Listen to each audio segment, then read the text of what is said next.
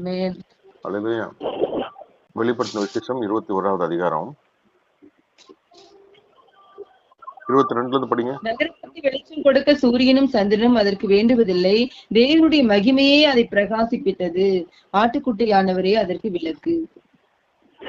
ரட்சிக்கப்படுகிற ஆம். ரட்சிக்கப்படுகிற ஜனங்கள் 24. ரட்சிக்கப்படுகிற ஜனங்கள் அதன் வெளிச்சத்திலே நடப்பார்கள். பூமியின் ராஜாக்கள் தங்கள் மகிமையும் கனத்தையும் அதற்குள்ளே கொண்டு வருவார்கள். அங்கே ராக்காலம் இல்லாதபடியால் அதில் வாசல்கள் பகலிலே அடைக்கப்படுவதே இல்லை. உலகத்தாருடைய மகிமையும் கனத்தையும் அதற்குள்ளே கொண்டு வருவார்கள். தீட்டுள்ளதும் அருவருப்பையும் பொய்யையும் நடப்பிக்கிறதுமான ஒன்றும் அதில் பிரவேசிப்பதில்லை. ஆட்டுக்குட்டியானவரின் ஜீவ புஸ்தகத்தில் எழுதப்பட்டவர்கள் மாத்திரம் அதில் பிரவேசிப்பார்கள். ஆமென்.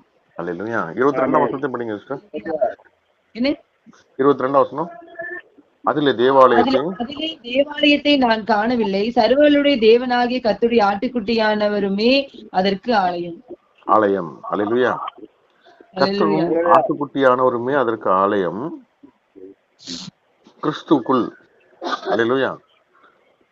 ஒருவர் கிறிஸ்துக்குள் இருந்தால் புது சிருஷ்டியா இருக்கிறான். அல்லேலூயா. கட்டடம் காணப்படும். ஆனா கர்த்தருக்குள் நம்ம போகும்போது அந்த புதிய தேசத்துக்கு நாம் செல்ல முடியும். அல்லேலூயா. நகரத்துக்கு வெளிச்சம் கொடுக்கிற சூரியனும் சந்திரனும் அதுக்கு வேண்டியதில்லை. எதுக்கு? பரலோகத்துக்கு, நித்தியத்துக்கு. கர்த்தருடைய மகிமையே அதை பிரகாசிப்பித்தது. ஆட்டுக்குட்டியானவரே அதற்கு விளக்கு. ஆட்டுக்குட்டியானவர் யாரு? நமக்கு அடிக்கப்பட்ட கல்வாரி சிலுவையிலே அல்லேலூயா இயேசு. இயேசுவை ஏற்றுக்கொண்டவர்கள் யாரு? ரட்சிக்கப்பட்டவர்கள். ரட்சிக்கப்படுகிற ஜனங்கள் அதன் வெளிச்சத்தில் நடப்பார்கள். பூமியின் ராஜாக்கள் தங்கள் மகிமையும் கனத்தையும் அதற்குள்ள கொண்டு வருவாங்க. யார்கிட்ட?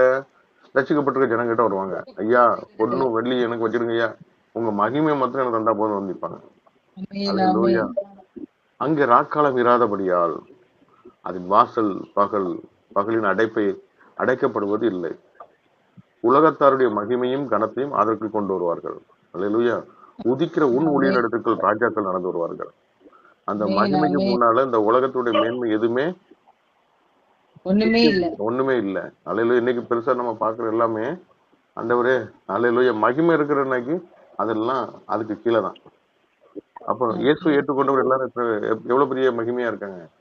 பொன் வெள்ளியை காட்டிலும் வெளியேற பெற்ற வைடூரியங்களை பார்க்கிறோம்.